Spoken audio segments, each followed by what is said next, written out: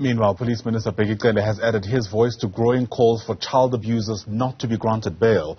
Communities and civil society organizations say the justice system is failing children by releasing perpetrators only for them to commit even more crimes. Courts have also been urged to hand down harsher punishment for those found guilty of murdering and raping children. Now, my co-anchor Michelle Craig is at JP Police Station this morning as part of our ongoing coverage around violence meted on children in this country. And Michelle, the police minister appears to be saying the right things, at least insofar as the kind of punishment perpetrators should be getting. The obvious question, of course, is whether or not that goes far enough. Good morning, Ayanda, and to our viewers as well this morning. This is a difficult topic, isn't it? It's a heavy one. It involves the most vulnerable in our country, our children. And looking at the crime statistics you've just mentioned, looking at the story you've just brought our viewers, the harrowing story of those 4 children hacked to death by a sledgehammer by their mother in the Eastern Cape, allegedly. They are under attack by the people who are meant to protect them.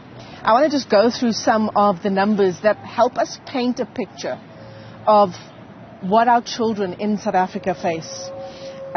In April to June of this year, that's in a 90-day period. According to the crime statistics, 855 women and 243 children were murdered. Children who were victims of assault, GBH, that number is almost at 1,700, which is almost a 60% jump on the same period last year. I just wonder if our viewers can take a moment to let those figures sink in.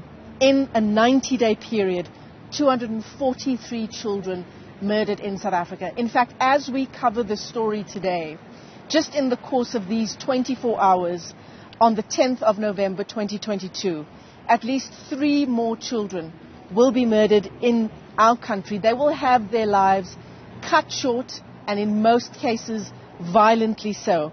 18 more children will have to begin the journey to recovery from serious assault. This is according to UNICEF, the UN's Children's Fund. So this morning, as part of our coverage, we're live here at Jeppe Police Station in Johannesburg. We want to paint that national picture for you, but we also want to bring the discussion into Gauteng. In this province, in the first 3 months of the year, 45 children murdered in Gauteng. That's according to our crime statistics. So Brigadier Pumzile Zulu joins us here this morning, Ayanda. She is the SAPS's provincial head of family, violence, child protection and sexual offences. Pumzile, good morning. Good morning. It's a difficult topic that we're going to be discussing here this morning, but such an important one. Where are we getting it wrong in protecting our children? I think the problem is the disconnection between families. Within families, there is a problem. I think there's no trust. Parents have lost control. Parents, I'm not sure whether it's ignorance or it's neglect or it's irresponsibility, but we find that children most in Gauteng, you drive around Gauteng, you see kids roaming around as young as 3 years, 4 years, 5 years. You see them roaming around the streets, playing around parks, unsupervised. Where are the parents? So I think that the parents and the community, they need to take responsibility. I think that they need to be hands-on, they need to be there, they need to know the whereabouts of their kids.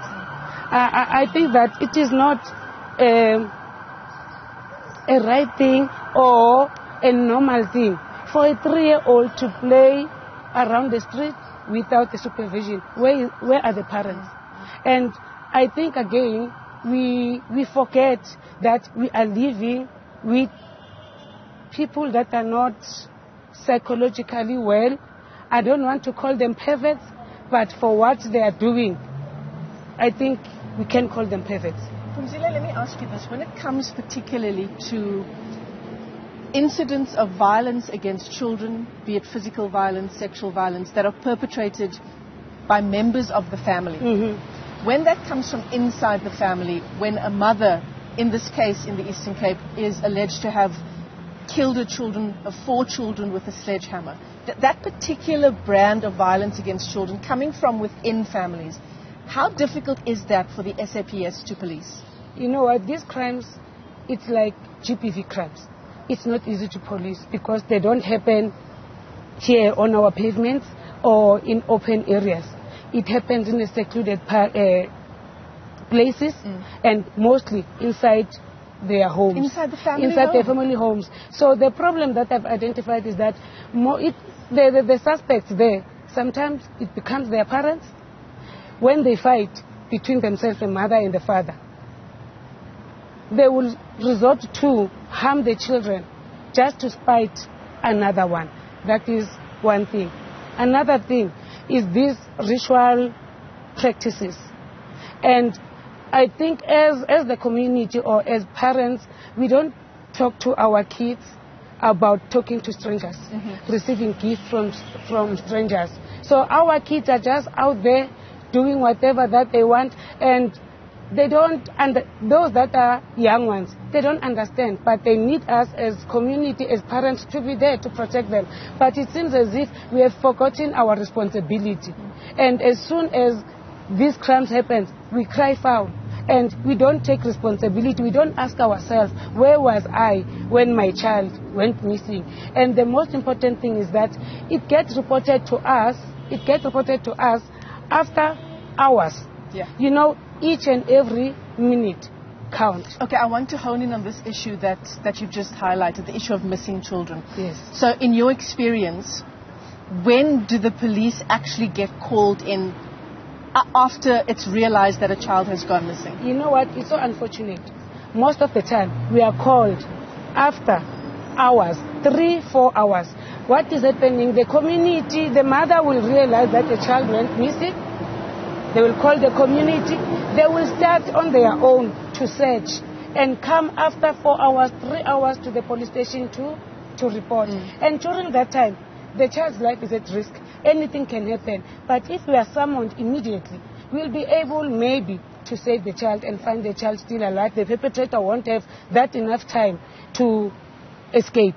Because within an hour, within 30 minutes, a person from Benoni can be in another province. Yeah. So that will make our work difficult, and the chances of getting that child alive diminishes with every passing minute. Immediate reporting. So that when we start searching together with the community, the police are there, and we are able to summon our experts, sniffers dog, it's K9, all relevant stakeholders to be there immediately.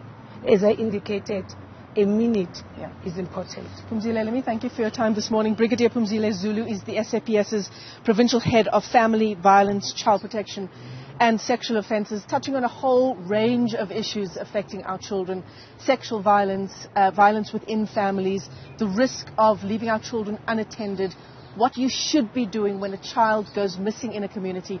Don't search as a community on your own before calling police. No, the SAPS telling us as soon as you are able to, as soon as you realize there is a problem, do bring the police in. So Ayanda, this has been a very short conversation with the SAPS here in Gauteng. But our children in South Africa, they face a whole range of barriers in our country just to try and exist, just to try and be safe. There's violence from inside and outside the home. There's issues around child-headed homes, gender-based violence, poor access to healthcare, poor access to education, child trafficking. We're going to try and unpack all of these issues, or at least some of them, over the next 3 hours of the show. A little later on, we are going to leave our position here at Jeppe Police Station. We're going to be speaking to the Teddy Bear Clinic that does incredible work with education insofar as violence against children is concerned. For now, Ayanda, it's back to you in studio. Michelle Craig, thanks very much indeed. My co-anchor Michelle, live to us there from JP Police Station in Johannesburg. An incredibly important story that we're going to be honing in on throughout the show. If you like, it's going to be our golden thread as we bring you the other top stories on this Thursday morning.